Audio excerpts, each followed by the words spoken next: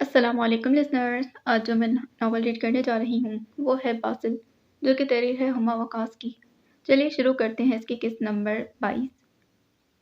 سردی کا زور پکڑتی یہ رات امریکہ میں اس کی آمد کے بعد سے نوین کے گھر پر 7ویں رات تھی۔ امریکہ کے مہنگے ترین علاقے میں بنا نوین ملک کا یہ چھوٹا مگر 19 دہائی کی جدت لی خوبصورت گھر تھا۔ نوین اور کنز پارکر عرف کنزا نامی اس کی بیوی دونوں کماتے تھے، لیکن یہ گھر صرف نوین کی ملکیت تھا۔ کنز پارکر بہت حسین ہونے کے ساتھ بہت سلجھی ہوئی اور خاموش طبع خاتون تھی۔ اگرچہ ان 7 دنوں میں اس رات کی ملاقات کے بعد اس کی کنزا سے بات نہیں ہو پائی تھی، لیکن اس کی ملازمت سے واپسی پر کنزا اپنے ڈنر کے ساتھ اس کا ڈنر بھی تیار کر چکی ہوتی۔ ڈنر کے بعد وہ دونوں اپنے اپنے کمروں میں چلے جاتے تھے۔ نوین کی آمد رات کے کس پہر ہوتی اسے خبر نہ ہوتی تھی، البتہ ہر صبح جب وہ ملازمت کے لیے نکلنے لگتا تو نوین اسے جاگنگ ٹریک پر لازمی ملتا تھا۔ اسی طرح 7 دن گزر گئے اور اس کی کمپنی کی طرف سے اس کی رہائش کا انتظام ہوتے ہی اس نے نوین کے گھر سے رخصت ہو جانے کا فیصلہ کیا۔ نوین کیونکہ رات کو بہت دیر سے واپس آتا تھا، اسی لیے وہ اسے مل کر ہی نکلنا چاہتا تھا۔ آج گھر میں واپس آنے سے لے کر کچھ بھی معمول کے مطابق نہیں تھا۔ گھر میں کنزا موجود تھی، لیکن آج اس نے نہ خود ڈنر کیا اور نہ ہی اسے ڈنر کے لیے کمرے سے باہر آنے کو کہا۔ شام کے 7 بجے سے لے کر رات کے 12 بجنے کو تھے، لیکن وہ اپنے کمرے سے باہر نہیں نکلی تھی۔ وہ اپنا سامان ماننے میں مصروف تھا جب باہر لاؤنج سے آوازیں سنائی دینے لگیں۔ شاید نوین واپس آ گیا تھا اور اب یہ آوازیں اس کی اور کنزا کی واپسی میں گفتگو کی تھیں۔ آوازیں آہستہ آہستہ تیز ہو رہی تھیں۔ وہ کمرے میں موجود تھا مگر دروازہ کھلا ہونے کے باعث ان کی گفتگو بآسانی سن رہا تھا۔ مجھے تم جیسے جھوٹے انسان کے ساتھ ایک سیکنڈ کے لیے بھی نہیں رہنا، یہ چیختی آواز کنزا کی تھی۔ اس کی اتنی غصیلی آواز وہ آج سن رہا تھا۔ وہ بہت دھیما بولتی تھی۔ تو کیوں کھڑی ہو؟ جاؤ پھر، نکلو میرے گھر سے۔ نوین اس سے بھی زیادہ اونچی آواز میں چیخا۔ اسفند کے کان ایک دم سے کھڑے ہوئے۔ یہ کوئی معمولی گفتگو نہیں تھی، وہ دونوں جھگڑ رہے تھے۔ اس کی بھی فکر مت کرو، چلی جاؤں گی کچھ دن میں۔ کیا کچھ دن میں؟ نہیں، تم ابھی اور اسی وقت نکلو میرے گھر سے۔ اسفند نے ہاتھ میں رکھی شرٹ کو اسی طرح واپس بیڈ پر رکھا اور دروازے کے پاس آ گیا تھا۔ ان دونوں کی آوازیں اب اور اونچی ہو رہی تھیں۔ تم بد دماغ ہونے کے ساتھ ایک ظالم شخص بھی ہو۔ تم ہر احساس سے عاری ہو چکے ہو۔ تمہیں شرم آنی چاہیے تھی اس معاملے میں سچ چھپاتے ہوئے۔ ہاں ہوں میں یہ ہاں ہوں میں یہ سب۔ تمہیں تو اب میں سب کچھ ہی لگوں گا، کیونکہ تمہیں صرف اس چیز کی طلب ہے جو واحد تمہیں نہیں دے سکا۔ وہ بات اگر اس جھوٹ تک نہ پہنچتی تو میں ساری زندگی تم سے گلہ نہ کرتی، مگر بات صرف اتنی سی ہے کہ تمہیں اب مجھ سے محبت نہیں رہی۔ مجھے تم سے محبت نہیں ہے۔ محبت کے بارے میں تم کیا جانتی ہو؟ جانتی ہوں میں سب، تم نہیں جانتے۔ نہیں جانتا میں یہ سب جو بھی کیا، جو کر رہا ہوں، کس کے لیے؟ ہاں، کیا تھی تم اور کیا بنا دیا میں نے؟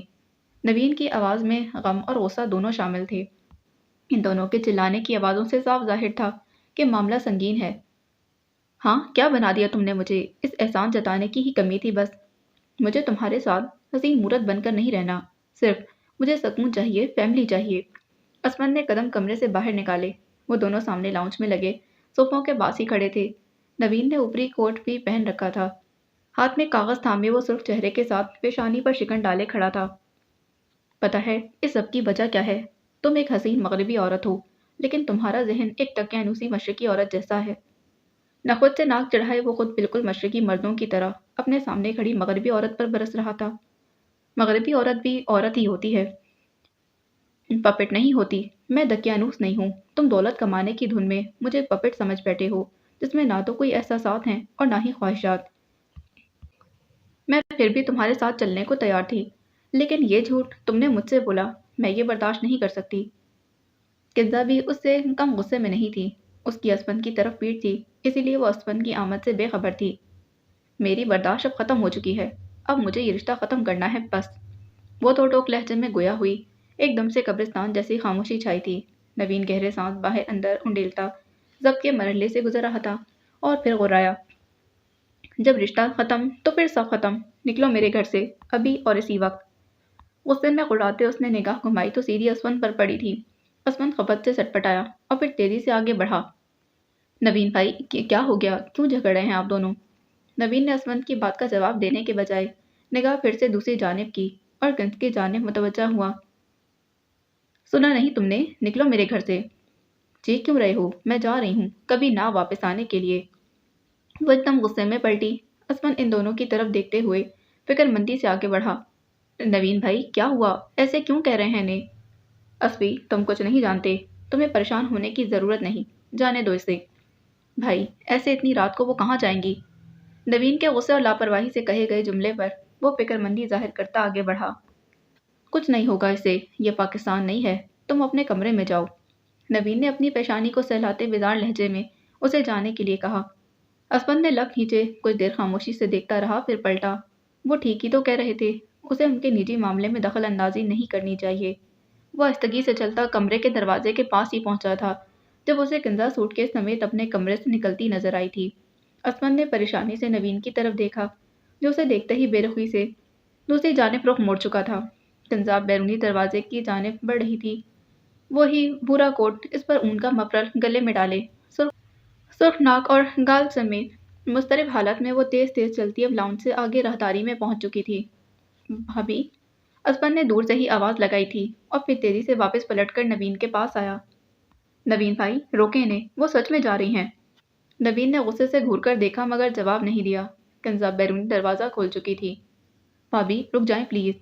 असफन तकरीबन भागता उस तक पहुंचा था और उसके सामने खड़े होते उसका रास्ता रोका। मैं कोई भाभी नहीं तुम्हारी, अपने काम से काम रखो समझे तुम, और अब रास्ता छोड़ो मेरा।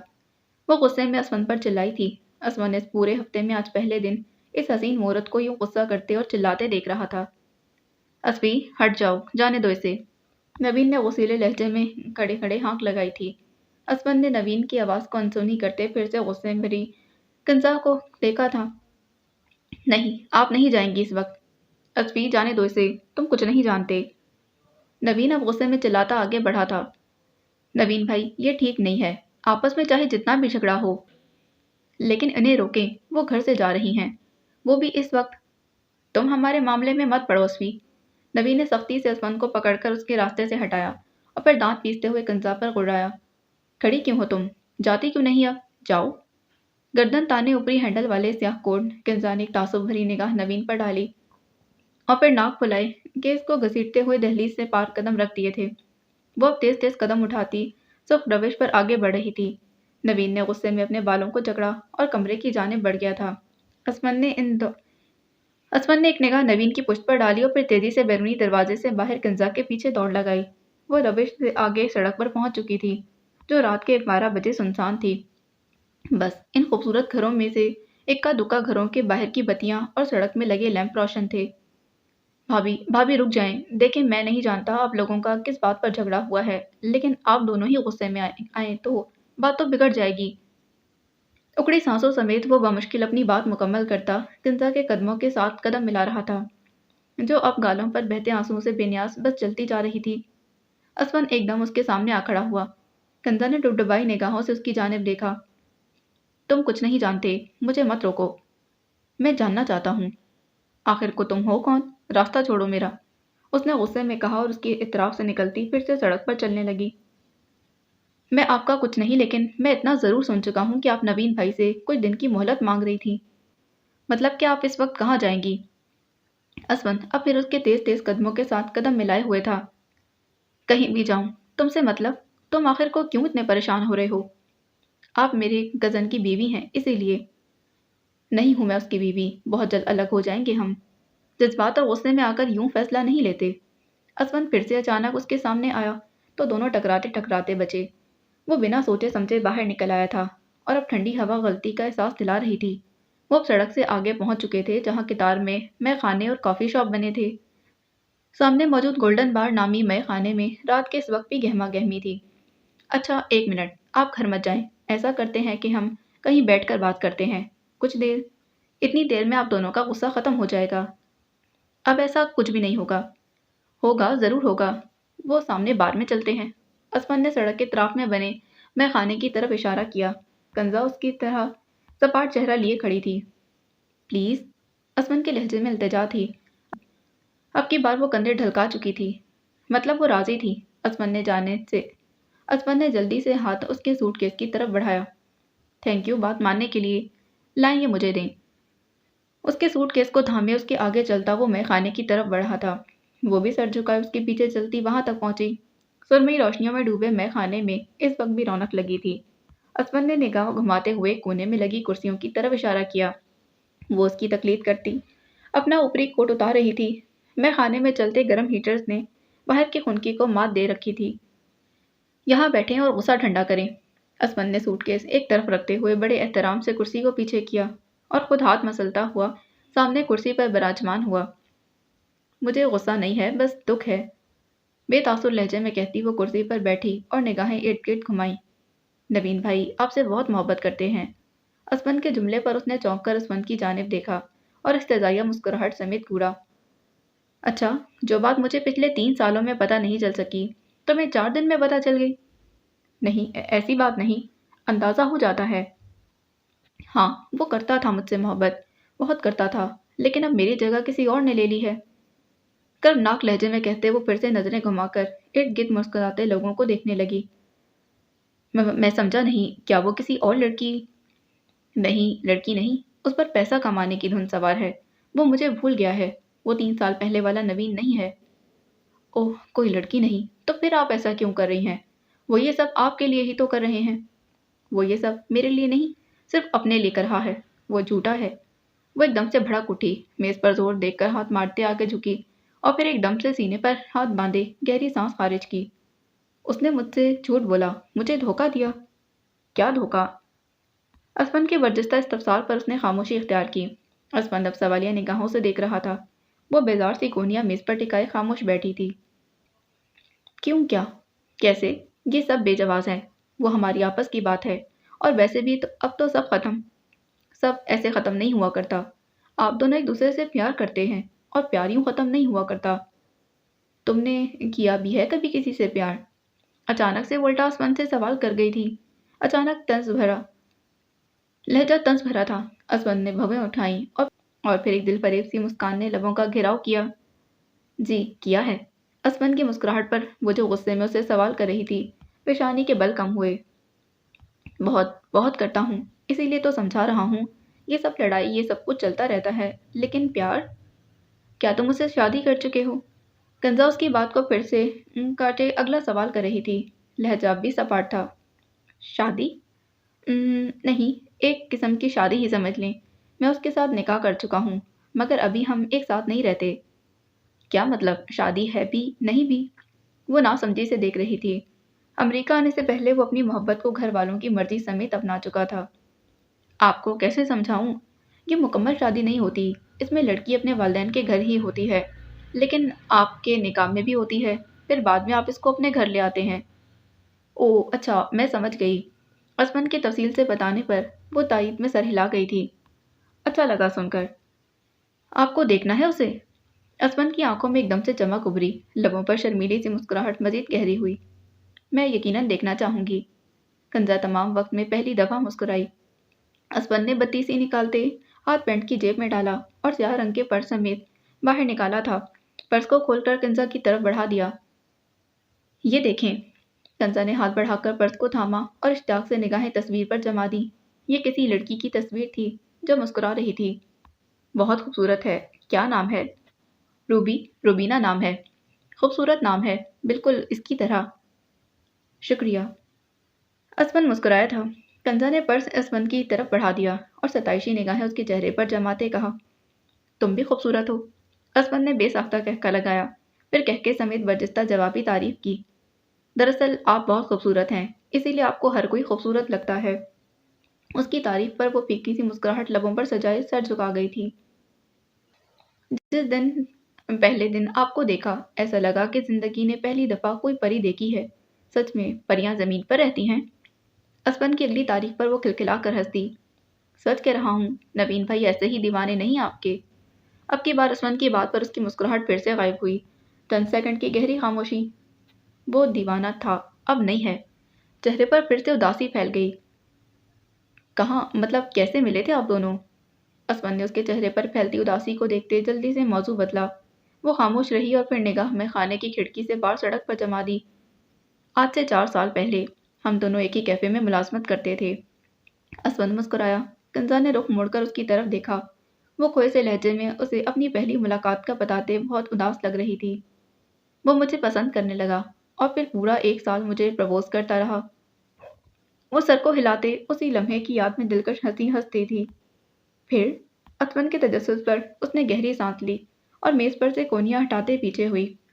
مجھے بھی اس سے محبت ہو گئی۔ میں بچپن سے اپنے باپ کے ساتھ اکیلی رہتی تھی۔ انہوں نے مجھے بنا ماں کے اکیلے پالا۔ وہ مجھ سے بہت محبت کرتے تھے۔ جب انہیں میری محبت کا علم ہوا وہ بہت ناراض ہوئے۔ وہ میرے کسی مسلمان سے شادی پر راضی بھی نہیں تھے۔ وہ میز پر نگاہیں جمائے ہوئے تھی اور اسفند اس کے حسین چہرے کی اداسی پر۔ پھر میں نے گھر چھوڑ دیا اور نوین کے پاس آ گئی۔ 2 سال پہلے میرے والد کا انتقال ہو گیا۔ معافی چاہتا ہوں، بہت افسوس ہوا سن کر۔ اسفند نے ندامت سے اس کی آخری بات پر افسوس کا اظہار کیا۔ وہ ویران آنکھوں سمیت مسکرا دی تھی۔ کوئی بات نہیں، مجھے اکیلے رہنے کی عادت ہو چکی ہے۔ آپ ایسے مت کہیں۔ اکیلے کیوں؟ نوین بھائی ہے نا آپ کے ساتھ؟ نہیں ہے، وہ پچھلے 2 سال سے میرے پاس ہوتے ہوئے بھی میرے پاس نہیں۔ وہ بہت مصروف ہو گیا ہے۔ اس کے پاس میرے لیے وقت نہیں۔ اس کا لہجہ دلگیر تھا اور بنا سوچے سمجھے وہ سارے شکوے اسفند کے سامنے کر رہی تھی۔ پھر ایک دم احساس ہونے پر خاموش ہوئی۔ خاموشی کا دورانیہ بڑھتا جا رہا تھا۔ اسفند چاہتا تھا وہ اپنے دل کی بھڑاس نکال دے، وہ مکمل طور پر دل صاف کر لے، لیکن شاید یہ ممکن نہیں تھا۔ میرا خیال ہے مجھے چلنا چاہیے۔ کہاں جائیں گی آپ؟ کنزا کے اچانک سٹپٹا کر اٹھنے پر اسفند بھی ایک دم سے اپنی جگہ سے اٹھا تھا۔ کہیں کسی ہوٹل میں رکوں گی، پھر جہاں ملازمت کرتی ہوں اسے رہائش کے انتظام کا کہوں گی۔ کندھے پر اپنے پرس کی اسٹرپ درست کرتی وہ پھیکی سی مسکراہٹ سمیت بتا رہی تھی۔ اسفند نے نفی میں سر ہلایا۔ نہیں، آپ واپس چلیں میرے ساتھ گھر۔ میں اس گھر میں نہیں جاؤں گی اب۔ تم معاملے کی سنگینی کو نہیں سمجھتے ہو۔ مجھے جانے دو۔ اچھا رکیں، میں سامان پیک کر چکا تھا، مجھے بھی نکلنا تھا۔ میں اپنا سامان لے کر آتا ہوں۔ اگر آپ کو برا نہیں لگے تو میرے ساتھ میرے فلیٹ چلیں۔ اسفند نے پیشکش کی تو پرسوچ نگاہیں چکائے کچھ پل کے لیے ساکن ہوئی اور پھر آہستگی سے سر اس بات میں ہلاتی گویا ہوئی۔ اوکے۔ اسفند نے اس کے مان جانے پر خوشی سے سر ہلا دیا تھا۔ رشتے کے لحاظ سے وہ اسے یوں اکیلے بھٹکنے کے لیے نہیں چھوڑ سکتا تھا۔ چلیں، پھر میں سامان لے آؤں؟ وہ پرجوش لہجے میں کہتا ہوا اس کے ساتھ چلنے کا کہہ رہا تھا۔ کنزا نے اس بات میں سر ہلایا اور اس کے ساتھ قدم ساتھ بڑھا دیے تھے۔ بیورلی ہلز کی حسین رات مونٹیج نامی ہوٹل کے اس ہال میں حسین چہروں اور قیمتی ملبوسات پہنے ہالی ووڈ کے ستاروں کو کھینچ لائی تھی۔ سفید چمکتے ملائم فرش اور سنہری فانوس سے سجا یہ ہال کسی اور ہی دنیا کا منظر پیش کر رہا تھا۔ ایک طرف موسیقی کے جل ترنگ تھے تو دوسری طرف کچھ لڑکیاں رقص کر رہی تھیں۔ برہان نے اپنے فلمی کیریئر کی شروعات ایک اونچے بجٹ کی فلم سے کی تھی۔ چھوٹے پردے سے بڑے پردے پر یہ قدم اس کے لیے بہت خوشی کا باعث تھا۔ اس جھلملاتی تقریب میں اسفند اور روبی کے چہروں کی چمک دمک برہان سے کسی صورت بھی کم نہیں تھی۔ برہان بڑی شان سے قیمتی لباس میں ملبوس میزبانی سر انجام دے رہا تھا۔ ان گنت فلمی ستاروں کے ساتھ ساتھ فلم نگری کو اسپانسر کرنے والے بڑے ادارے بھی اس تقریب میں شامل تھے۔ سب پہنچ چکے تھے، لیکن جس کا انتظار تھا وہ ابھی تک نہیں پہنچے تھے۔ ان گنت چھپی اور ظاہر نگاہیں مونٹیج ہال کے داخلی دروازے پر ٹکی تھیں اور پھر وہ لمحہ آ ہی گیا۔ ہال کے کھلے دروازے سے داخل ہوتے دران آف درانگ کے ساتھ ہم قدم جویریہ اور ان کے پیچھے انل ہال میں داخل ہو رہے تھے۔ ڈوران اپنے ساتھ کوئی گارڈ نہیں لے کر آیا تھا۔ سنہری فانوس والے اس سفید ہال میں وہ سنہری جوڑے میں ملبوس ڈوران کے ہاتھ میں ہاتھ ڈالے ہال کے داخلی دروازے سے اندر آ رہی تھی، اس بات سے انجان کہ وہ اس وقت کتنی ہی چھپی اور ظاہر نظروں کا مرکز ہے۔ بہت سے لبوں پر مسکراہٹ اور آنکھوں میں فتح جیسی چمک ابھری تھی۔ سبرینا جو برہان کے ساتھ ساتھ میزبانی سر انجام دے رہی تھی، اچانک چہرے کی رنگت ایک پل کو سفید پڑی تھی اور پھر خوف سے ارد گرد دیکھتے اس نے ڈوران کے ساتھ قدم ملا کر چلتی جویریہ کی جانب دیکھا تھا۔ برہان ایک ایبرو اٹھائے معنی خیز مسکراہٹ کے ساتھ آگے بڑھا۔ وہ یقیناً ڈوران کا خیر مقدم کرنے کے لیے آگے بڑھ رہا تھا۔ سبرینا نے اضطرابی کیفیت میں قدم برہان کے ساتھ آگے بڑھائے تھے۔ ویلکم، برہان نے گرم جوشی سے خوش آمدید کیا اور پھر جویریہ کی طرف دیکھ کر خوشی کا اظہار کیا۔ ویلکم بھابھی، دیکھیں آخر کار میری یہ پارٹی آپ کو ڈوران ولا سے نکال ہی لائی۔ معنی خیز جملہ تھا۔ سبرینا نے بے چینی سے ڈوران کی طرف دیکھا جو اطمینان سے ارد گرد کا جائزہ لینے میں محو تھا۔ کنگریچولیشن۔ جویریہ دلکشی سے مسکرائی تھی۔ برہان نے مؤدبانہ سینے پر ہاتھ رکھا اور جھکا تھا۔ شکریہ، چلیں، کسی کو احساس ہے کہ میری اس کامیابی پر مبارکباد بھی دینی چاہیے۔ خیر، ایک دم سے کوئی آپ کے مقام کے برابر آ جائے، یہ بات برداشت کرنا بھی کافی مشکل ہوتا ہے۔ चलें फिर आप इंजॉय करें, मैं थोड़ा मसरूफ हूँ। मगरूर अंदाज में गर्दन उठाए उसने जताते हुए तुरान की तरफ देखा, जबकि वो ना तो इस वक्त उसे सुन रहा था और ना ही उसकी किसी बात का जवाब दे रहा था। बुरहान पलटा लेकिन परेशान हाल सबरीना अब भी वहीं जमी खड़ी थी। वो उलझी सी दुरान के चेहरे की तरफ देख रही थी। सबरीना, तुम्हें भी कॉन्ग्रेचुलेशन, जवेरी ने रसानियत से कहा तो सबरीना जो होंक भरी दुरान की तरफ देख रही थी चौंकी और फिर फौरन जबरदस्ती की मुस्कुराहट लबों पर सजाई थी। थैंक यू भाभी, आप चाचू से मिलें, वो बार बार पूछ रहे थे आपका। सबरीना ने कुछ दूर खड़े असवंत मलिक की तरफ इशारा किया था और पुरस्कार निगाहों से दुरान की तरफ देखा। जवेरिया ने सवालिया दुरान की तरफ देखा, जो अभी उसका हाथ थामे हुए था। दुरान ने आहिस्तगी से उसके हाथ पर गिरफ्त ढीली कर दी, बिना कहे ही। अंदाज ऐसा था कि तुम जाओ मिल लो, मुझे नहीं मिलना। जवेरिया ने लब भींच कर मुस्कुराहट को गहरा किया और कदम मलिक असवंत की जाने बढ़ा दिए थे। जवेरिया के जाते ही सबरीना ने फौरन दुरान की तरफ गर्दन घुमाई थी। आप जवेरिया को साथ ले आए? हैरत और खौफ के मिले जुले तासुर में पूछती वो आवाज़ को हदे दर्जा धीमा रखे हुए थी। दुरान ने एक नज़र इनल की तरफ देखा, फिर जवेरिया की तरफ इशारा किया। इनल सर हिलाता जवेरिया के पीछे चल पड़ा। आपने ऐसा क्यों किया? मैंने सबको बता तो दिया था। आपको वो लोग यहाँ पर क्या करने वाले हैं, कुछ अंदाज़ा है तुम्हें? दुरान ने उसकी बात का जवाब देने के बजाय उल्टा सवाल किया था। नहीं, आगे का मुझे कोई अंदाज़ा नहीं। जितना पता था वो सब बताने का भी क्या फ़ायदा हुआ? आप जवेरिया को सब जानने के बावजूद इस खतरे में ले आए हैं। परेशान मत हो, दुरान ने तमानत से कहा और पैंट की जेबों में हाथ डाले गहरी सांस खारिज की। सबरीना उसके इत्मीनान पर हैरत से आंखें खोलकर आगे हुई। यू शुड सेव हर, मैं परेशान ना हूँ, सीरियसली। वो मेरी बीवी है, मुझे पता है मुझे क्या करना है। तुम जाओ यहाँ से, बुरहान तुम्हें देख लेगा तो शक होगा उसे। दुरान ने निगाहें इर्द गिर्द घुमाते धीमे लहजे में समझाया। इससे अच्छा था मैं डायरेक्ट जवेरिया से बात करती, कम अज़ कम वो खुद यहाँ ना आती। सबरीना ने तासुब से गर्दन दाएं बाएं घुमाते अफसोस जाहिर किया। दुरान ने यकायक उसकी तरफ देखा और फिर दांत पीसता गोया हुआ। उसे अभी कुछ नहीं बताओगी तुम, समझी? वो बिला वजह घबरा जाएगी और सबके सब मंसूबे पर पानी फिर जाएगा। ओके, नहीं बताती, लेकिन उन्हें कुछ नहीं होना चाहिए। मैं कोशिश करती हूँ, मुझे कुछ पता चले मैं फिर आपको मैसेज करती हूँ। सबरीना ने फिक्रमंदी से इर्द गिर्द देखते हुए कहा और फिर दुरान की तरफ बिना देखे कदम दूसरी जानिब बढ़ा दिए थे। हाँ, ये सफ़ेद लिबास में मलबूस आगे बढ़ती लड़की सबरीना मलिक ही थी। उसने जिस दिन अमेरिका की सरजमीन पर कदम रखा और दुरांग विलास के अंदर दाखिल हुई, तो उसकी सोच आज इसके रद्द अमल से बिल्कुल बरक्स थी। दुरान हर जाति के बावजूद वो दुरान को ही कसूरवार और जालिम करार देती थी।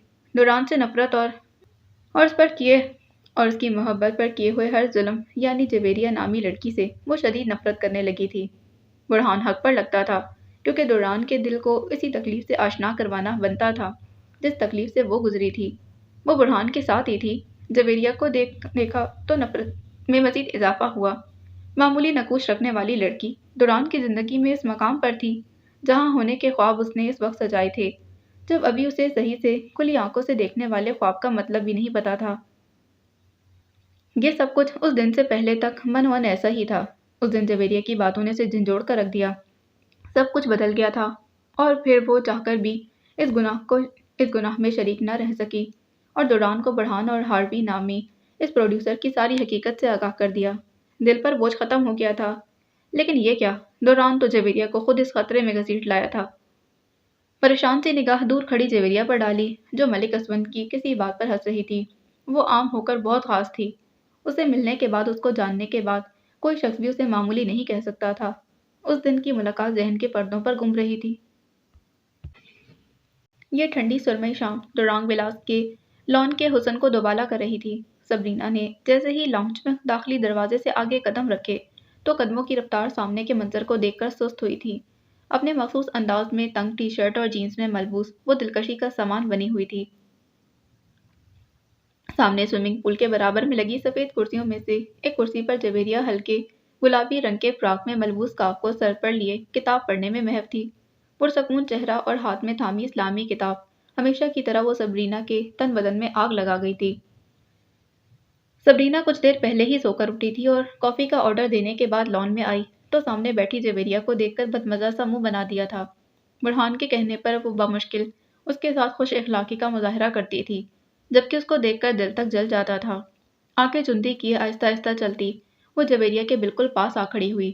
وہ دماغ سے مطالعے میں محو تھی کہ اسے احساس تک نہ ہوا اس کے قریب کھڑی سبرینا اسے نفرت آمیز نگاہوں سے گھور رہی ہے۔ کیا کر رہی ہیں آپ؟ سبرینا کے اچانک سوال پر اس نے چونک کر سر اوپر اٹھایا، پھر اس کو دیکھتے ہی مسکرا دی، پر اعتماد مسکراہٹ۔ سبرینا کے دل میں دھواں بھرنے لگا۔ کچھ نہیں، آؤ بیٹھو، کھڑی کیوں ہو؟ وہ مسکراتے ہوئے بیٹھنے کا اشارہ کر رہی تھی، جبکہ سبرینا اس کے ہاتھ میں پکڑی کتاب کے ورق کو دیکھ رہی تھی۔ پھر اسی طرح اندرونی جلن کو ضبط کرتی اس کے سامنے والی کرسی پر براجمان ہوئی۔ جویریہ اب کتاب بند کر چکی تھی۔ اسے جویریہ کا نماز اور قرآن پڑھنا سب دوران کو متاثر کرنے کا ایک ڈرامہ لگتا تھا۔ اتنا تو وہ جان گئی تھی کہ وہ پہلے مسلمان نہیں تھی، اور اس بات کا یقین تھا کہ اس نے دوران سے شادی کی خاطر ہی اسلام قبول کیا ہے۔ کیا ہوا؟ ایسے کیوں دیکھ رہی ہو؟ جویریہ کے سوال پر وہ چونک کر خیالات سے باہر آئی۔ پتہ نہیں کیوں لیکن آج خوش اسلوبی کا لبادہ اوڑھنا مشکل ہو رہا تھا۔ دوران کے منہ سے جویریہ کے لیے کل شام نکلی تعریف نے تن بدن میں آگ لگا رکھی تھی۔ دوران کو تو اسلام میں اتنی دلچسپی نہیں، تو آپ کیوں اس کو متاثر کرنے کے اتنے جتن کرتی ہیں؟ بے ساختہ وہ خود کو یہ سب کہنے سے روک نہ سکی تھی۔ اشارہ جویریہ کی گود میں دھری کتاب کی طرف تھا۔ میں سمجھی نہیں، کیا کہنا چاہ رہی ہو؟ اگر میں غلط نہیں ہوں تو آپ پہلے کرسچن تھیں؟ سبرینا نے آئیبرو چڑھائے کہا۔ جویریہ جو اس کے اکھڑے روکھے لہجے پر پریشان تھی، اس کے سوال پر ایک لمحے کو خاموش ہوئی اور پھر مسکرا دی تھی۔ ہاں، میں کرسچن تھی، لیکن میں نے اسلام اس وقت قبول کیا جب میرے وہم و گمان میں بھی نہیں تھا کہ میری شادی دوران سے ہو جائے گی، اور یہ بات بھی بالکل غلط ہے کہ میں اسلام کے علم کا حصول دوران کی خوشنودی کے لیے یا پھر اسے متاثر کرنے کے لیے کر رہی ہوں۔ وہ اسے پراعتماد لہجے میں سچائی بتا رہی تھی، جبکہ سبرینا دل میں استہزائیہ ہنس رہی تھی۔ میری جستجو، میری محنت اور اسلام سے محبت سب میرے لیے اللہ کی خوشنودی کے لیے ہے۔ اوہ اچھا لگا یہ جان کر کہ آپ اتنی اچھی اور سچی مسلم ہیں، لیکن کیا آپ کو نہیں علم کے دوران تو خود کو مسلم کہنے کا روادار نہیں؟ جانتی ہوں، لیکن یہ سب تو ان کی اللہ سے وقتی دوری ہے۔ مجھے یقین ہے ایک دن ان کے دل پر پڑے سارے بوجھ اور اللہ سے سارے شکوے دور ہو جائیں گے۔ جویریہ نے اطمینان سے اس کے تلخ لہجے میں پوچھے گئے سوال کا جواب دیا تو وہ پہلو بدل کر رہ گئی۔ سبرینا آج کچھ نہیں بلکہ بہت بدلی ہوئی تھی۔ ہاں، اسے شک تو تھا کہ وہ اس سے محبت کا صرف دکھاوا کرتی ہے، لیکن آج اس کا یہ کٹیلا لہجہ اور طنزیہ سوالات سب عجیب تھا۔ ایک بات پوچھوں؟ کچھ دیر کی خاموشی کے بعد سبرینا کی پھیکی مگر نفرت آمیز آواز پھر ابھری تھی۔ جویریہ نے اس کی آنکھوں میں جھانکا، وہاں سیاہ دھواں اور نفرت کے سوا کچھ بھی نہیں تھا۔ پوچھو، آہستگی سے اجازت دی۔ سبرینا کی یہ نفرت دیکھ کر دل کو شدید دکھ ہوا تھا۔ میری بات کو غلط مت سمجھیے گا، آپ کو کبھی یہ ڈر نہیں ہوا کہ آپ عام سی ہیں اور اگر دوران کی زندگی میں کوئی آپ سے خوبصورت آ جائے تو وہ آپ کو چھوڑ دیں گے؟ وہ سوال نہیں کر رہی تھی، تماچا مار رہی تھی۔ وہ بظاہر چہرے کے تاثرات بہت حد تک متوازن رکھے ہوئے تھی، لیکن اس کی آنکھوں سے نکلتے نفرت کے انگارے جویریہ سے مخفی نہیں تھے۔ نہیں، کبھی نہیں لگا، سب جان لینے کے باوجود مسکراتے ہوئے جواب دیا۔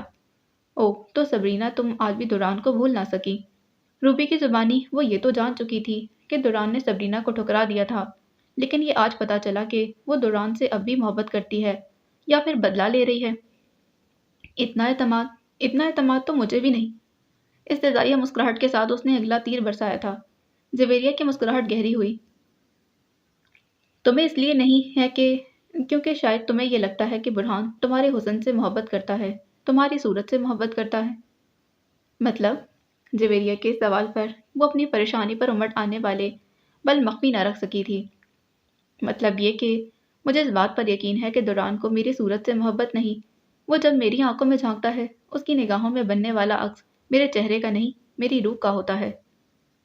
ایک عام صورت ہو کر بھی آپ دوران کی محبت کو لے کر کتنی پراعتماد ہیں، مجھے یقین نہیں آ رہا اس بات پر۔ وہ طنز کے تیر برسانے پر اب ہر حد پار کر رہی تھی۔ شاید اسے جویریہ کا مثال دینا اچھا نہیں لگا تھا۔ میرے خیال میں تو یہ اعتماد ہر مسلمان کو ہونا چاہیے۔ پہلی بات تو یہ کہ میں ہرگز بھی خود کو کسی لحاظ سے عام صورت اور کم صورت نہیں سمجھتی۔ الحمدللہ میرے اللہ نے مجھے ایک مکمل صورت عطا کی ہے جس میں کوئی کمی نہیں۔ مجھے آنکھوں سے دکھائی دیتا ہے، کانوں سے سنائی دیتا ہے اور زبان سے بول سکتی ہوں۔ میرے خیال میں ان سب کا شکر ادا کرنے کے لیے یہ زندگی بھی کم ہے۔ ہاں، ایک وقت تھا جب یہ شکوہ کبھی میری زبان پر آتا تھا، لیکن اب نہیں، کیونکہ میں جان گئی ہوں صورت کا حسین ہونا اور کم ہونا میرے اللہ کے نزدیک کوئی اہمیت نہیں رکھتا۔ سبرینا کے چہرے کے بدلتے رنگ اس کے اعتماد کو اور بڑھا رہے تھے۔ اگر اللہ نے خوشیاں، قسمت اور محبتیں حسن کی بنیاد پر بانٹی ہوتی تو آج ہر خوبصورت چہرہ دکھ سے ناآشنا ہوتا اور ہر آنکھ نکوش والا چہرہ دکھ تکلیف میں مبتلا ہوتا، لیکن ایسا ہرگز نہیں۔ میرے اللہ کے نزدیک بہتر وہ ہے جس کے تقویٰ کا معیار اونچا ہے، وہ نہیں جس کی صورت حسین ہے۔ اب تماچے وہ مار رہی تھی، وہ سچی تو کہہ رہی تھی۔ وہ مکمل حسن رکھنے کے باوجود دوران کی محبت کو ترستی رہ گئی تھی، جبکہ سامنے بیٹھی یہ لڑکی نہ صرف اس کی بیوی تھی بلکہ اس کے دل کی ملکہ تھی۔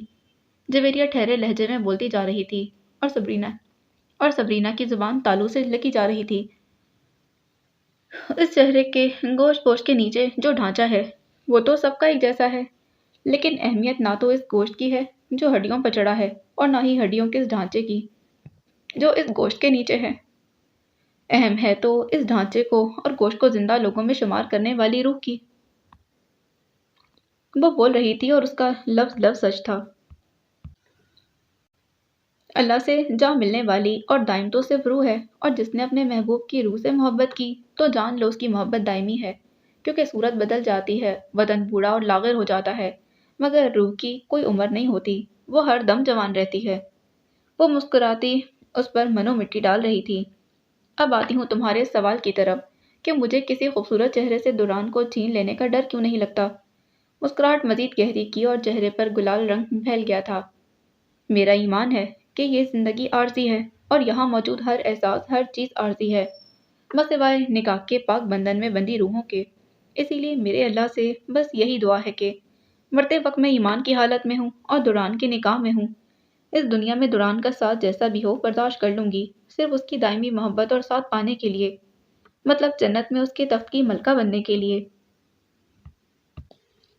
وہ بہت خوش تھی، پرسکون، سرشار، پر یقین۔ یہ وہ لمحہ تھا جب سبرینا کو لگا کہ وہ بہت بہت بدصورت ہے اور سامنے بیٹھی لڑکی واقعی ہی اس دنیا کی حسین ترین لڑکی ہے۔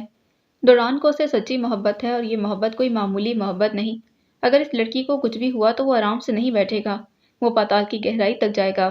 کچھ تھا جو سانس میں اٹکنے لگا تھا۔ دوران کی نظروں میں ایک دفعہ پھر بے وقت ہو جانے کا خوف، سامنے بیٹھی اس پاکیزہ لڑکی کو ان درندوں کے حوالے کر دینے کے گناہ کا خوف۔ وہ ایک جھٹکے کے ساتھ اپنی کرسی سے اٹھی۔ زبیریہ نے چونک کر چہرہ اوپر اٹھایا۔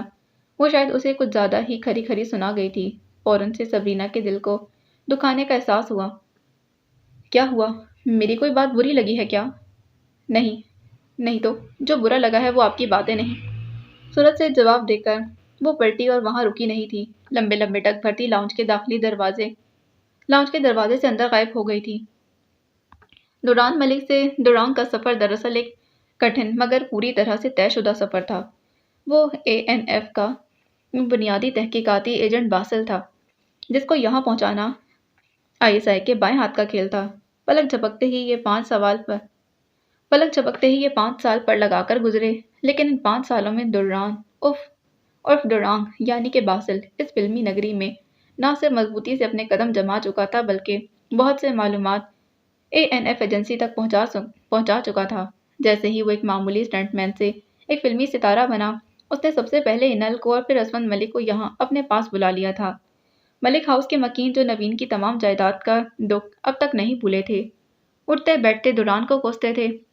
اب دوران کی اس کامیابی پر اور پھر اسوند اور روبی کو اپنے پاس بلانے پر جہاں دنگ تھے وہاں خوشی سے پھولے نہ سما رہے تھے۔ دوران کی دیکھا دیکھی روبی کو لگا کہ برہان بھی باقی سب چھوڑ دوران کے اثر و رسوخ کے ذریعے انڈسٹری میں قدم جما لے تو کیا پتا وہ بھی دوران کی طرح شہرت کی بلندیوں پر پہنچ جائے۔ اور اس طرح برہان بھی پڑھائی ادھوری چھوڑ کر اداکاری کرنے چلا گیا، لیکن وہ ہالی ووڈ فلم نگری میں قدم نہیں جما سکا۔ اس لیے 4 سال سے وہ مختلف ٹی وی شوز میں چھوٹے موٹے کردار نبھا رہا تھا۔ اس کے برعکس دوران پوری فلم نگری میں اپنی الگ پہچان اور نام بنا چکا تھا۔ وہ اس اداکاری کی آڑ میں فلم نگری سے تعلق رکھنے والے بہت سی چھوٹی مچھلیوں کو جو اس گھناؤنے جرم میں سرگرم تھیں جلد ہی پکڑوا چکا تھا، لیکن کچھ ایسی بڑی مچھلیاں اور مگرمچھ تھے جو اب بھی پوشیدہ تھے۔ دوران یعنی بنیادی ایجنٹ باسل بن کر کوئی واحد ایجنٹ نہیں تھا، وہ ایک مکمل گروہ کی صورت میں موجود تھے جو ایک دوسرے کے کام آسان کرتے تھے۔ دوران کی طرح ہمیشہ بنیادی ایجنٹوں کو رہنماؤں کے ساتھ گروپس کی شکل میں تشکیل دیا جاتا ہے۔ یہ رہنما براہ راست کنٹرولر کو رپورٹ کر سکتے ہیں۔ یہ بنیادی ایجنٹوں میں معلومات فراہم کرتے ہیں اور مقامی موضوع کے بارے میں جاسوسی یا مہارت کے ذریعے ایک دوسرے کے ساتھ تعلق میں رہتے ہیں۔ بنیادی ایجنٹ کے راستے ہموار کرتے ہیں۔ اس کے علاوہ بنیادی گروپ میں ایگزیکٹو ایجنٹ بھی شامل ہوتے ہیں جو تخریب کاری اور قتل و غارت گری اور بوقت ضرورت نئے قابل یقین ایجنٹوں کو بھرتی کرتے رہتے ہیں۔ دوران یہاں ایک بنیادی ایجنٹ بن کر آیا تھا اور اس کے علم سے بھی زیادہ یہاں اس کے معاون ایجنٹ موجود تھے جو اس کے راستے ہموار کرنے میں مددگار ثابت ہوئے تاکہ وہ یہاں بنا کسی شک کے ہر قسم کی معلومات تک رسائی کر سکے۔ دراصل آپریشن ایجنٹوں اور ضمنی گروپ دونوں بنیادی ایجنٹوں کی حمایت کے کردار میں خفیہ ہوتے ہیں۔ وہ ISI کے خفیہ افسر ہوتے ہیں۔ یہ اضافی کاموں میں سرگرم ہوتے ہیں جیسے کہ ایجنٹ کی معلومات بروقت ایجنسی تک پہنچانا، ایجنٹ کو مختلف بات چیت کے ذرائع مہیا کرنا جیسے کہ مواصلات جس میں خفیہ ریڈیو ٹرانسمیشن، سلیپرز، کوریئرز اور محفوظ ریڈیو نشریات کے لیے مختلف مقامات کی تلاش وغیرہ جیسے کام شامل ہیں۔ اس کے علاوہ دیگر اضافی کاموں میں بھی وہ لوگ شامل ہوتے ہیں جو کور جاب والے ایجنٹوں کو قانونی حیثیت دے سکتے ہیں، اور ایسے ماہر جو دستاویزات کو جعلی بنا سکتے ہیں یا اصل ذریعے سے غیر قانونی کاپیاں حاصل کر سکتے ہیں۔ سیف ہاؤسز، سیف میل ڈراپس اور سیف ٹیلی فون دوسرے اضافی کام ہیں جو وہ لوگ بنیادی ایجنٹ کے لیے سر انجام دیتے ہیں۔ بنیادی ایجنٹ کے علاوہ ایک ایجنٹ رسائی ایجنٹ ہوتا ہے۔ انٹیلیجنس ویلیو کے مادے تک رسائی ایجنٹ کے پاس قابل ذکر رسائی نہیں ہوتی، لیکن ان لوگوں سے رابطہ ہوتا ہے جو خود ہر ضرورت کے وقت اسے رابطہ کرتے رہتے ہیں۔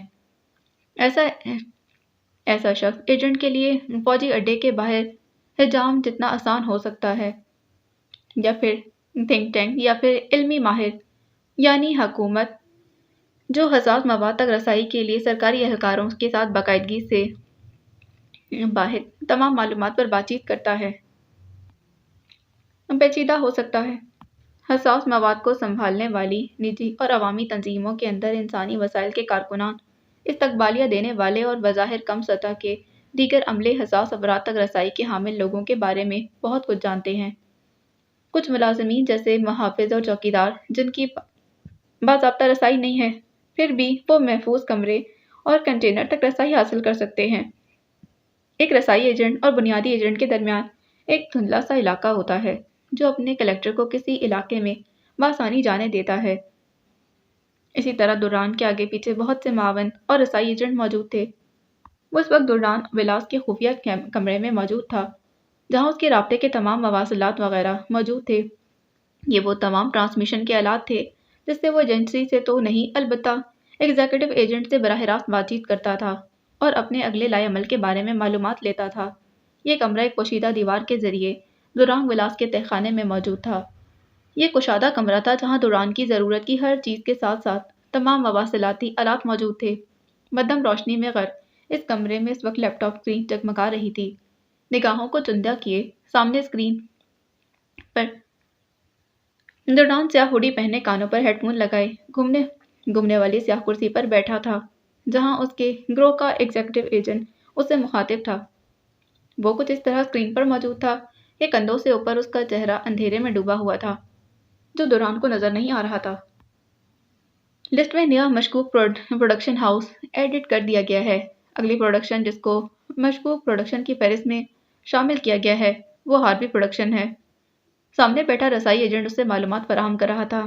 چھوٹی مچھلیوں کو پکڑنے کے بعد اب ہاتھ بڑی مچھلیوں پر ڈالا جا رہا تھا جس میں لسٹ میں سب سے اوپر نام ہاروی پروڈکشن کا تھا۔ ہاروی پروڈکشن ہالی ووڈ کی نامی گرامی پروڈکشن تھی، لیکن وہ اس وقت شک کی فہرست میں سب سے اوپر اور سرخ نشان کی حامل پروڈکشن تھی۔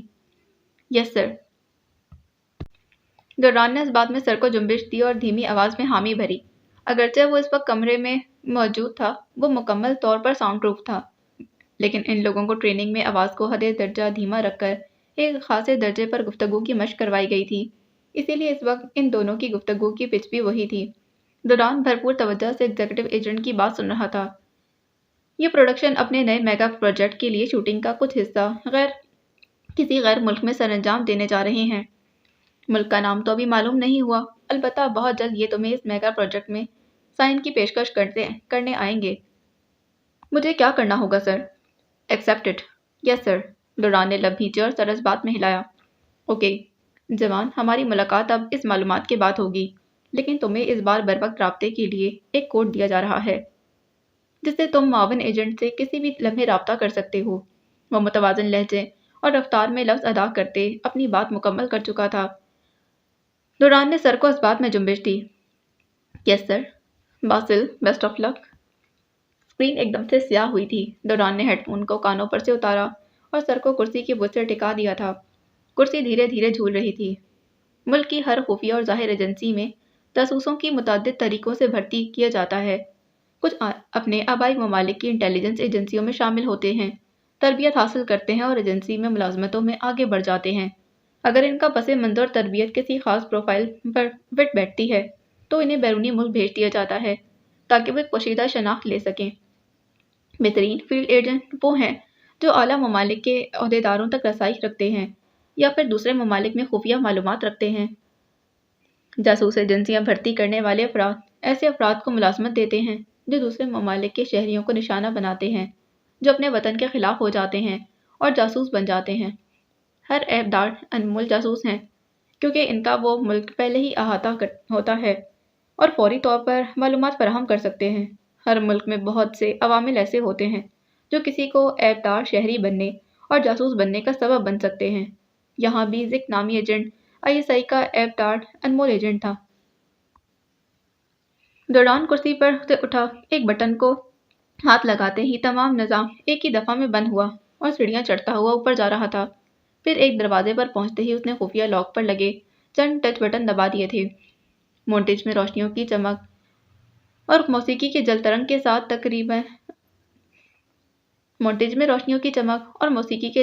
ساتھ تقریب اپنے عروج پر تھی۔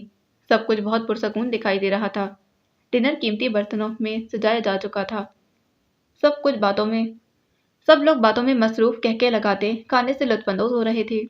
ڈوران کی چھٹی حص کسی بالکل غیر متوقع ہو جانے والے لمحے کا پیغام دے رہی تھی۔ اسے یقین تھا کہ اس بار ہاروی اور بروس نے معمولی پلاننگ نہ کی ہوگی۔ بظاہر سب کچھ پرسکون دکھائی دینے کے پیچھے ضرور کوئی طوفان چھپا تھا۔ محبت ایک ایسا جذبہ ہے جو آپ کو محبوب کے معاملے میں بہت کمزور کر دیتا ہے۔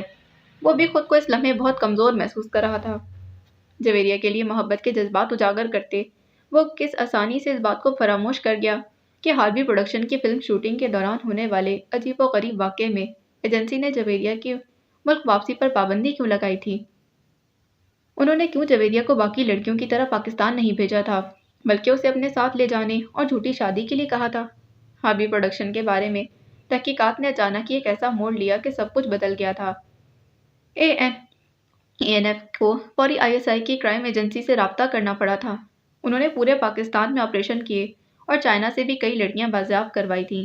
جویریہ کو ڈوران کے گھر میں مکمل سیکیورٹی فراہم کی گئی کیونکہ ہاروی پروڈکشن پر شک ابھی بھی مکمل طور پر ختم نہیں ہوا تھا، لیکن ان کے متعلق کسی بھی قسم کی قابل قدر معلومات نہ ملنے پر ایجنسی نے خاموشی اختیار کی۔ ایجنسی کی طرف سے ایک دم خاموشی پر ڈوران یہ سمجھا تھا کہ شاید ہاروی پروڈکشن منشیات فروشی کے شک سے نکل چکا ہے۔ اسی دوران جویریہ سے محبت ہو جانا ایک بالکل بے اختیار عمل تھا۔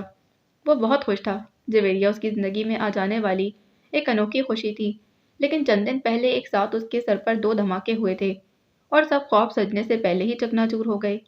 جہاں سبرینا نے اسے ہاروی پروڈکشن کے برہان کے ساتھ مل کر بنائے گئے منصوبے سے آگاہ کیا تھا، وہیں ایجنسی کی طرف سے بھی پھر سے آپریشن کی تیاری کا حکم جاری ہوا۔ وہ حکم نہیں تھا، ڈوران کے لیے ایک روح پرور خبر تھی۔ ANF کی ہاروی پروڈکشن کے خلاف چل رہی دوسری ٹیم کی مخبری مکمل ہونے کے بعد یہ بات سامنے آ چکی تھی کہ ہاروی پروڈکشن بہت بڑے پیمانے پر چائنا اور دوسرے ممالک سے نہ صرف منشیات اسمگل کرتا ہے بلکہ اس کے ساتھ غیر قانونی طور پر عورتوں کو اور جسم کے اعضاء کو بھی اسمگل کر رہا ہے۔ اس ساری معلومات نے اس بات نے دہلا کر رکھ دیا کہ انہیں عورتوں کے جسم کے اندر رکھ کر وہ منشیات کو بھی ایک جگہ سے دوسری جگہ اسمگل کرتے ہیں۔ بین الاقوامی سطح پر منشیات کی اس طرح کی اسمگلنگ کو ملچر کہا جاتا ہے۔ منشیات کے انفرادی پیکٹ عام طور پر کوکین یا ہیروئن پہلے واٹر پروف مواد میں لپیٹے جاتے ہیں، جیسے لیٹکس دستانے کی انگلیاں یا کنڈوم، اور پھر ان کو نگل لیا جاتا ہے، اور اس طرح کی جسمانی پیکنگ کو پوری دنیا کے متعدد بڑے شہروں میں منشیات کی بین الاقوامی اسمگلنگ کے ایک اہم وسیلے کے طور پر استعمال کر رہے ہیں۔ غیر قانونی منشیات کی نقل و حمل کے معاملے میں نگل جانے کے عمل کے علاوہ وہ لوگ چھوٹے پیمانے پر چلنے والے آپریشن کے ذریعے بھی زیادہ عمر کی اور جسمانی حسن سے بیکار ہو جانے والی عورتوں کے جسم میں منشیات کے پیکٹ رکھ کر ان کو اسمگل کر رہے تھے، جس میں ایک کوریئر ایک ٹکڑا یا بہت چھوٹی مقدار کو وہ ایک عورت کے ذریعے ایک جگہ سے دوسری جگہ لے جا سکتے تھے۔ ان کے اسمگلنگ کے اس طریقے کو وہ لوگ آن ٹرینڈ کے نام سے پکارتے تھے، جس میں وہ تیز منشیات کو کم مقدار میں ایک جگہ سے دوسری جگہ اسمگل کرنے میں کامیاب تھے۔ یہ سب معلومات نے ایک دن میں اس کے سارے خواب نوچ لیے تھے۔ ANF جو اب جویریہ کو اپنے مشن کے لیے ایک انجام مہرے کے طور پر استعمال کر رہے تھے، اس خفیہ طور پر تباہی مچا دینے والی جڑ تک پہنچنا چاہتی۔ منشیات فروشی جسم کے اعضاء کی فروخت اور تھی، وہ خفیہ جڑ ایک تیر سے دو شکار کر رہی تھی۔ جسم فروشی جسموں کے اندر رکھ کر منشیات فروشی۔ ANF نے اب نہ صرف یہ معاملہ تحقیق تک چھوڑا تھا، بلکہ وہ ان کے گریبانوں تک پہنچنا چاہتے تھے۔ دوران کی بہت بحث کے باوجود وہ کسی بھی اور نتیجے پر نہیں پہنچ رہے تھے۔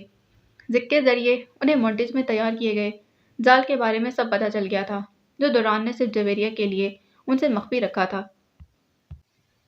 وہ ان سے جویریہ کو بیچ میں نہ لے کر آنے پر راضی کرتا رہا، لیکن ایسا ممکن نہ ہوا۔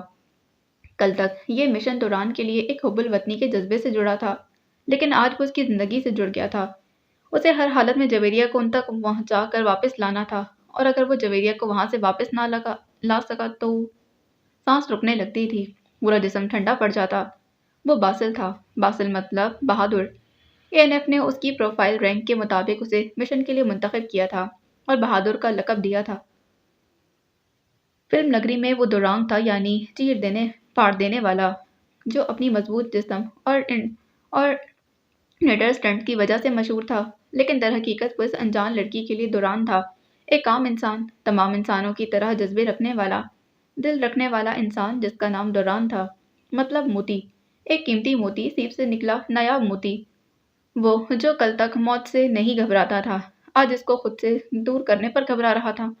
وہ پچھلے ایک ہفتے سے سو نہیں سکا تھا۔ جویریہ سے شدید محبت تھی، لیکن وہ اسے اور خود کو اس سب کے چنگل سے نکال بھی نہیں سکتا تھا۔ کبھی دل کرتا وہ سب چھوڑ کر یہاں سے اسے لے کر بھاگ جائے، وہاں جہاں کوئی بھی نہ ہو، صرف وہ دونوں ہوں، مگر ایسا ممکن نہیں تھا۔ وہ لوگ جویریہ کا پیچھا کسی صورت نہیں چھوڑ رہے تھے، اور اب تو معاملہ اور ہی صورت اختیار کر گیا تھا۔ مونٹیج کے شاندار ہال میں ڈنر تقریباً اختتام پر تھا۔ وہ خیالوں میں غرق جویریہ کے قریب کھڑا بے ساختہ اس کا ہاتھ اپنے ہاتھ میں لے چکا تھا۔ جویریہ نے اس کے یوں ہاتھ تھامنے پر سٹپٹا کر اس کی جانب دیکھا۔ وہ بے بسی سے اس کے چہرے پر نرم نگاہیں جمائے ہوئے تھا۔ محبت، عشق، چاہت اور اس کے سنگ جینے کی ان گنت خواہشات، کیا کچھ نہیں تھا دوران کی آنکھوں میں؟ وہ کیوں ایسے دیکھ رہا تھا، جیسے اسے خود سے سمیٹ لینا چاہتا ہو؟ دوران کی آنکھوں کے جذبے میں اس کے پورے جسم میں میٹھی سی سوئیاں چبھو دی تھیں۔ دوران نے بمشکل کچھ کہنے کو لب کھولے کہ اچانک اٹھنے والے شور پر سب چونک گئے تھے۔ بیک سٹیج آگ لگ گئی ہے، مہربانی سے سب لوگ ہال سے نکل جائیں فوراً۔ یکدم سے ایک چیخ نما آواز ابھری تھی۔ سب نے چونک کر دیکھا، اور اسی لمحے ہال کے سٹیج پر موجود پردوں پر تیز آگ کی لپیٹیں بھڑک اٹھی تھیں، اور سٹیج کے اوپر موجود فانوس ایک دھماکے سے پھٹا۔ مہربانی سے جلدی ہال سے نکل جائیے، ہوٹل انتظامیہ آگ پر قابو پانے میں کامیاب نہیں ہو رہی۔ اناؤنسمنٹ کے ساتھ ہی ایک دم پورے ہال میں بھگدڑ مچ گئی تھی۔ کچا کچ بھرے ہال میں لوگوں نے چیخو پکار کے ساتھ ہال کے داخلی دروازے کی طرف دوڑ لگا دی تھی۔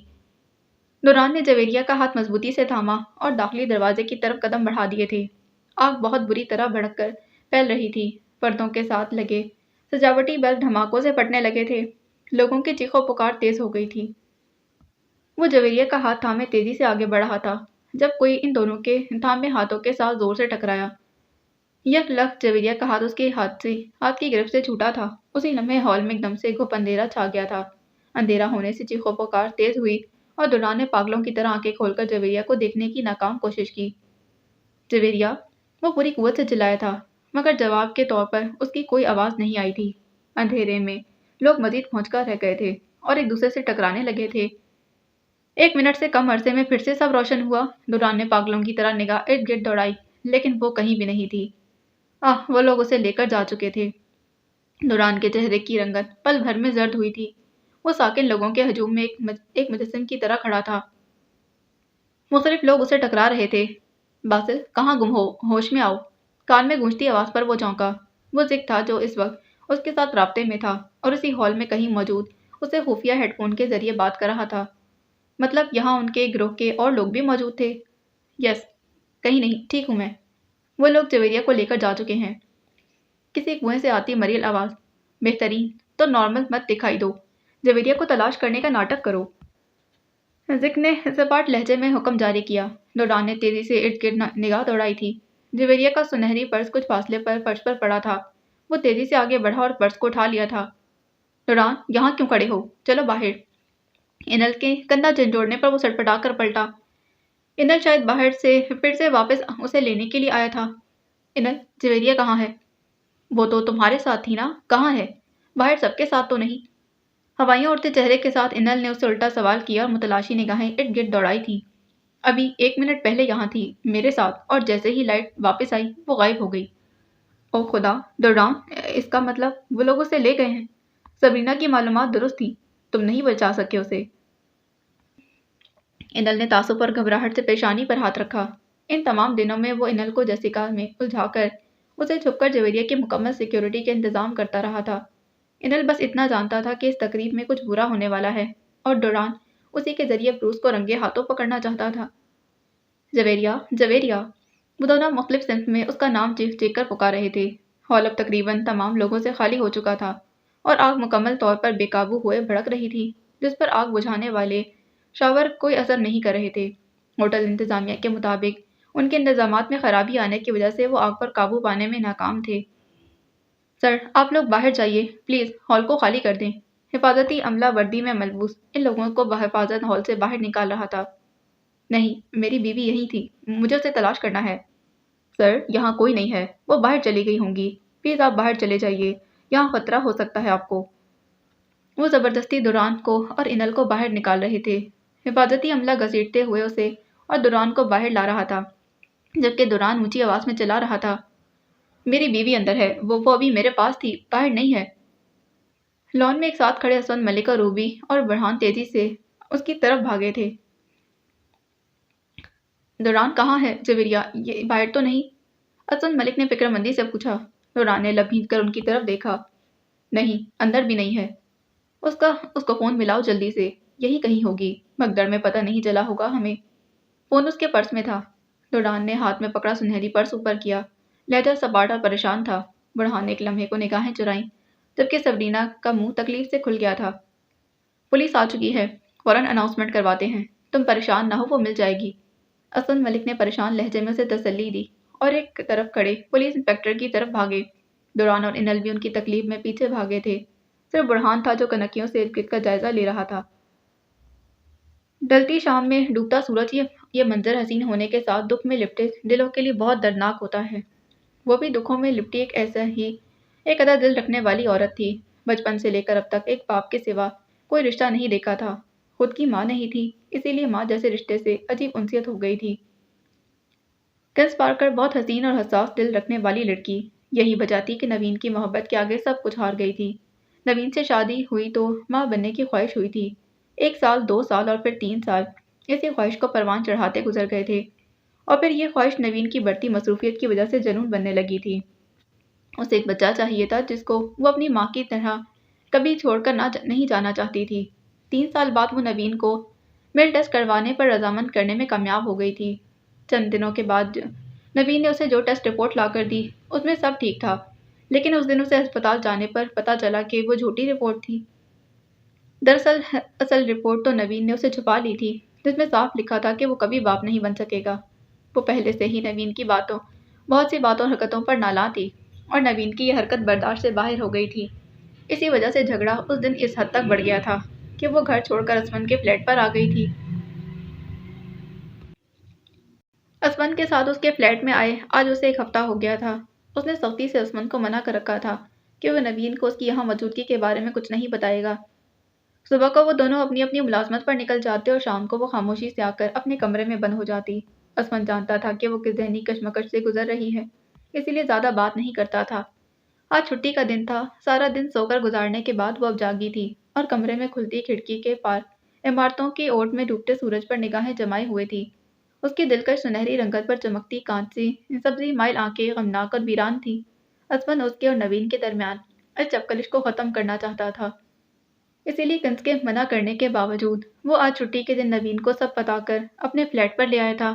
وہ یوں ہی اداسی کا پیکر بنی شیشے کے پار ڈھلتے سورج کو دیکھ رہی تھی جب عقب سے عثمان کی آواز سنائی دی، بھابی۔ عثمان کی آواز پر وہ چونک کر مڑی اور اس کے ساتھ کھڑے نوین کو دیکھ کر چہرہ فوراً سخت تاثرات میں تبدیل ہوا۔ پل بھر کو آنکھیں چمکی تو تھی لیکن پھر بجھ گئیں اور سپاٹ چہرے کے ساتھ اس نے رخ پھیر لیا۔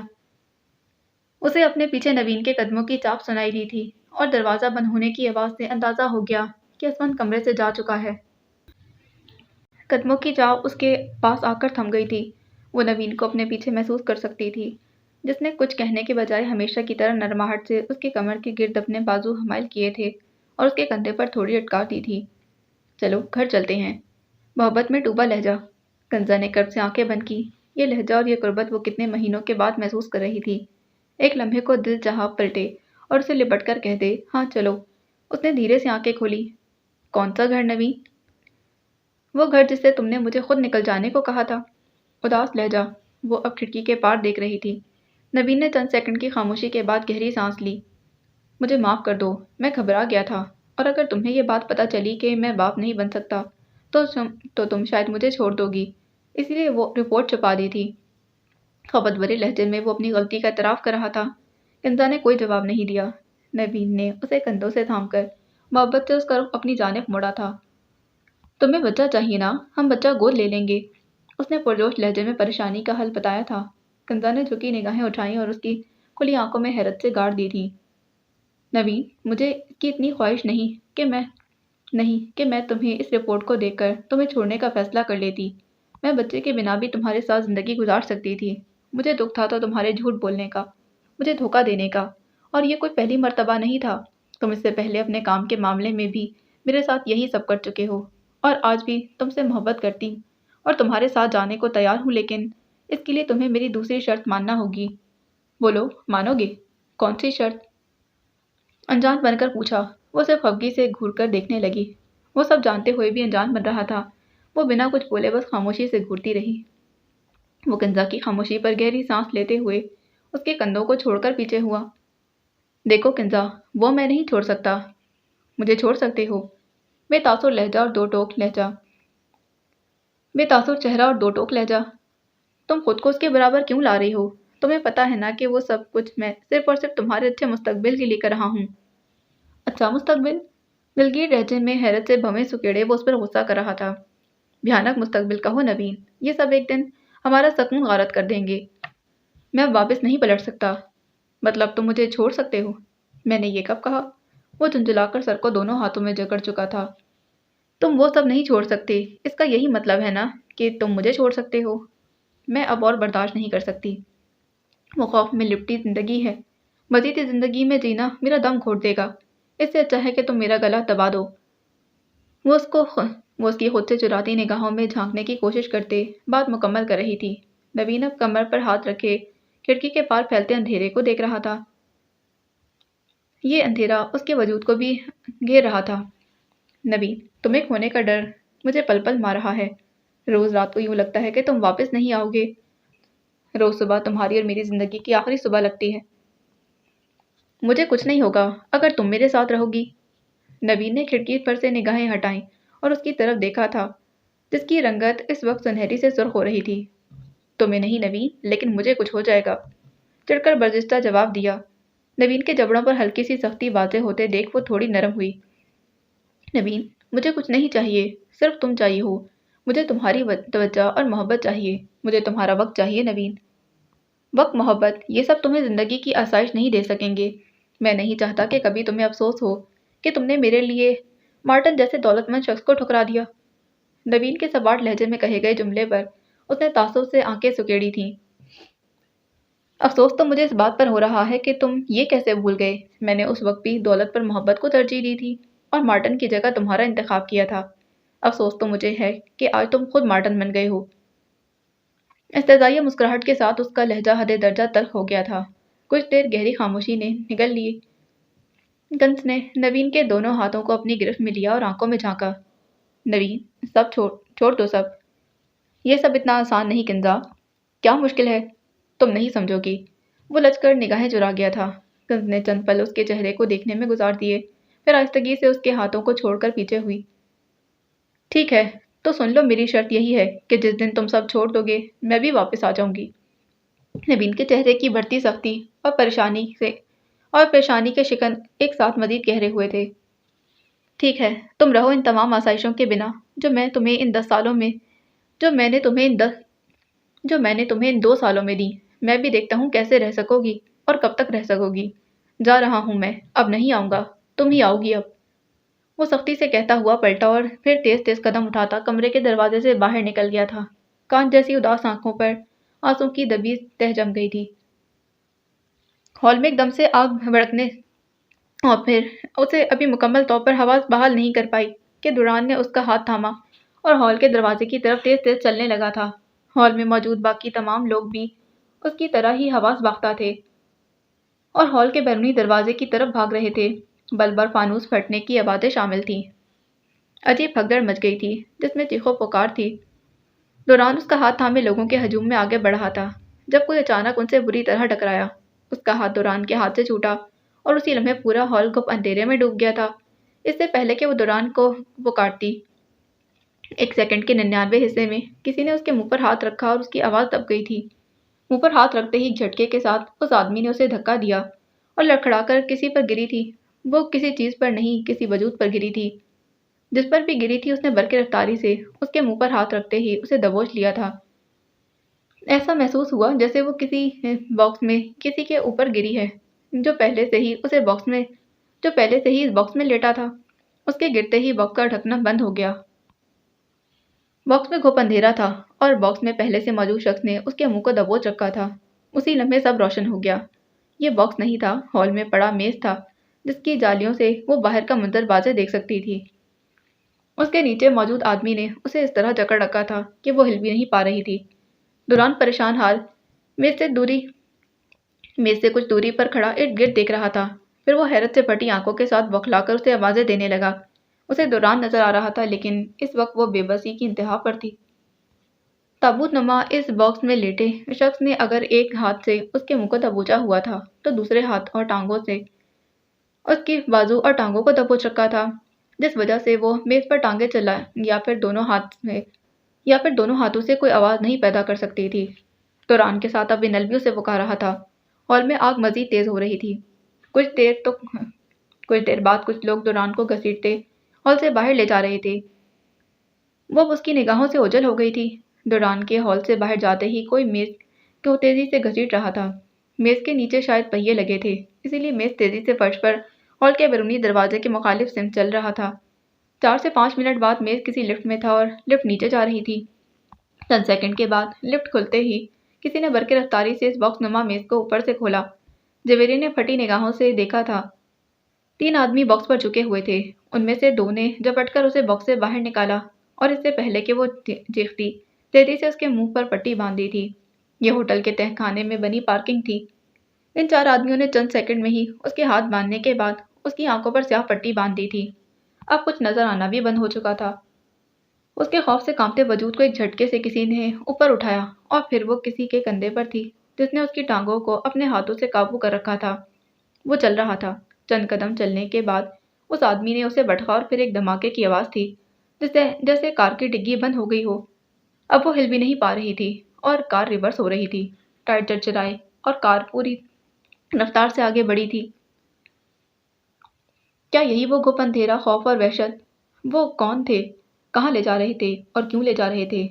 بھیانک انہونی تھی جس کی جھلک اسے دوران کی بے بس آنکھوں میں دکھائی دے رہی تھی۔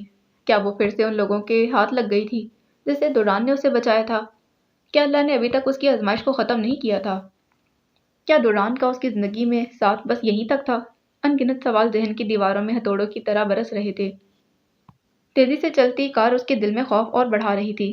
آنکھوں کے سامنے بار بار وہ آخری لمحہ گھوم رہا تھا جس ہال میں پریشان حال دوران اسے پکار رہا تھا۔ دل شدت غم سے پھٹنے لگا، آنکھوں سے بے اختیار آنسو جاری ہونے لگے۔ کار چلتی جا رہی تھی۔ کار کی تیز چلنے کے باعث اس کا سر کسی چیز سے ٹکرا رہا تھا۔ چند منٹ کے بعد کار ایک جھٹکے سے رکی۔ کار کے دروازے بند ہونے کی آواز تھی۔ وہ تیز تیز سانس لینے لگی۔ ڈگی کھلنے کی آواز کے ساتھ ہی کسی نے اس کے بازو کو دبوچا اور پھر سے کندھے پر اٹھا لیا تھا۔ کانوں میں تیز شور سنائی دے رہا تھا۔ یہ ہیلی کاپٹر کے اوپر کے گھومنے کی آواز تھی۔ یہ ہیلی کاپٹر کے پروں کے گھومنے کی آواز تھی۔ جو کوئی بھی تھا اسے کندھے پر لٹکائے اب تیز تیز چل رہا تھا۔ وہ یقیناً ہیلی کاپٹر کے قریب جا رہا تھا۔ آواز سے کان پھٹنے لگے تھے اور ہوا سے اس کے بال اڑ رہے تھے۔ وہ آدمی اب شاید ہیلی کاپٹر کی سیڑھیاں چڑھ رہا تھا۔ اب اس کے بازو کو کسی نے تھاما تھا اور ایک جھٹکے سے اوپر کھینچ کر اسے سیٹ پر بٹھا لیا تھا۔ چلو چلو نکلو، کسی کے چیخنے کی آواز تھی۔ اسی لمحے پر پھڑپھڑاتے پروں والا ہیلی کاپٹر اوپر اٹھنے لگا تھا۔ وہ مسلسل مزاحمت کر رہی تھی لیکن سب بیکار تھا، سب بے سود تھا۔ وہ اس وقت دو آدمیوں کے بیچ میں بیٹھی تھی۔ 15 سے 20 منٹ کی اڑان کے بعد ہیلی کاپٹر کے نیچے اترنے کا احساس ہوا اور اس کے ارد گرد بیٹھے آدمیوں نے دونوں طرف سے اس کے بازو کو دبوچا اور گھسیٹتے ہوئے اب ہیلی کاپٹر سے اتار کر کہیں اور لے جا رہے تھے۔ یہاں بہت سردی کا احساس ہوا اور عجیب بدبو تھی جیسے گلی سڑی چیزوں یا پھر مچھلیوں کی بدبو۔ وہ دونوں آدمی اس کی ہر مزاحمت کو ناکام بناتے اسے اپنے ساتھ چلا رہے تھے۔ چند قدم چلنے کے بعد ایک جھٹکے سے اسے روکا۔ اب کسی دروازے کے کھلنے کی آواز تھی جیسے کسی چیز کا ڈھکنا اٹھایا جا رہا ہو۔ اب ایک آدمی نے اسے اٹھا کر پھر کندھوں پر ڈالا اور اب وہ شاید زینے اتر رہا تھا۔ مطلب یہ کوئی تہہ خانہ تھا۔ چند سیڑھیاں اترنے کے بعد آدمی نے اسے پٹخنے کے انداز میں کندھے سے نیچے اتارا تھا۔ یہ فرش تھا جہاں وہ گری تھی۔ وہ بندے ہاتھوں کے ساتھ اب فرش پر دائیں کروٹ لیٹی تھی۔ مسلسل چیخنے کی ناکام کوشش سے دماغ کی نسوں میں تکلیف ہونے لگی تھی۔ قدموں کی چاپ واپس جا رہی تھی اور پھر ڈھکن بند ہونے جیسی آواز تھی۔ عجیب شور تھا، پانی کے بہنے جیسا شور، بدبو تھی۔ یہ کون سی جگہ تھی؟ گوپن اندھیرا اس کی جان لے رہا تھا۔ وحشت سے دل پھٹنے کو تھا جب اچانک کانوں میں آواز سنائی دی، زبیریہ! یہ دوران کی آواز تھی۔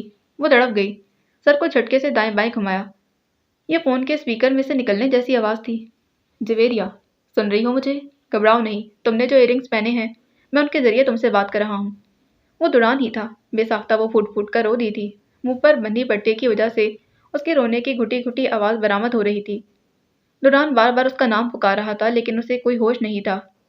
زبیریہ، زبیریہ، میری بات سنو، رونا بند کرو پلیز۔ تمہیں کچھ نہیں ہوگا، تمہارے بریسلیٹ میں ٹریکر لگا ہے، ہم تمہیں ٹریس کر رہے ہیں، تم بس وہ کرنا جو میں کہوں۔ وہ مسلسل اسے کچھ سمجھانے کی کوشش کر رہا تھا۔ آنسو تھے کہ تھم ہی نہ رہے تھے، ہچکیاں بن گئی تھی۔ تو کیا دوران سب جانتا تھا؟ او خدا!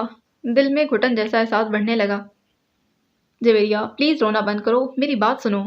دوران کا لہجہ التجائی تھا، کانوں میں اس کی آواز تھی اور آنکھوں کے سامنے گھپ اندھیرا۔ کچھ بھی سمجھ میں نہیں آ رہا تھا، کیوں ہو رہا تھا اس کے ساتھ یہ سب؟ اور دوران سب جانتا تھا تو اسے یہاں کیوں لے کر آیا تھا؟ رونا بند کرو پلیز۔ کیوں مانتی وہ اس کی بات؟ ظالم تھا وہ، وحشی یا پھر جو بھی۔ کیا یہ اس کا وہ مقصد تھا؟ ذہن میں طوفان کی مانند جھکڑ چلنے لگے، دل کی رفتار کم ہونے لگی، جسم کے روئے روئے میں تکلیف بڑھنے لگی۔ زبیریہ رونا بند کرو فار گاڈ سیک۔ وہ اب زور سے چیخا تھا۔ اس کی آواز کانوں کے پردوں سے ٹکرائی اور باقی اس کا رونا اور ہچکیوں کی گھٹی گھٹی آواز ایک دم بند ہو گئی تھی۔ مجھے سنو صرف، مجھے پتا ہے تم اس وقت کیا سوچ رہی ہو، یہی کہ میں نے تمہارے ساتھ ایسا کیوں کیا۔ رونا بند نہیں ہوا تھا، بس دوران کی دھاڑ پر بے آواز ہو گیا تھا۔ آنکھوں سے بہتے آنسو متواتر گالوں پر بہہ رہے تھے۔ میں تمہیں سب بتاؤں گا، لیکن پلیز اس وقت مجھے تمہارے حوصلے اور ہمت کی ضرورت ہے۔ تم ایسے ہمت ہارو گی تو میں کچھ بھی نہیں کر سکوں گا۔ وہ اسے سمجھا رہا تھا، لہجہ نادم تھا۔ مجھے معاف کر دو، میں نے تمہیں بنا بتائے تمہارے ساتھ یہ سب کیا۔ تمہیں کچھ بھی بتانے کا حوصلہ نہیں تھا۔ دوران کی آواز میں لغزش تھی۔ دوسری طرف خاموشی چھائی۔ 1 2 3 4 سیکنڈ وہ خاموش ہو گیا تھا اور پھر اس سے پہلے کہ وہ پھر رونے لگتی، دوران کی آواز نے اس کے دل کی دھڑکن کی رفتار کو متوازن کیا۔ میں تمہیں کچھ بھی نہیں ہونے دوں گا، کچھ بھی نہیں۔ کیا وہ رو رہا تھا؟ وہ رو رہا تھا۔ وہ خاموش نہیں ہوا تھا، وہ رو رہا تھا۔ پھر سے خاموشی چھا گئی۔ اس کا دل پھٹنے لگا۔ دوران رو رہا تھا۔ وہ بے آواز رو رہا تھا، لیکن وہ اسے سن سکتی تھی۔ اب وہ رو کر کیا جتا رہا تھا؟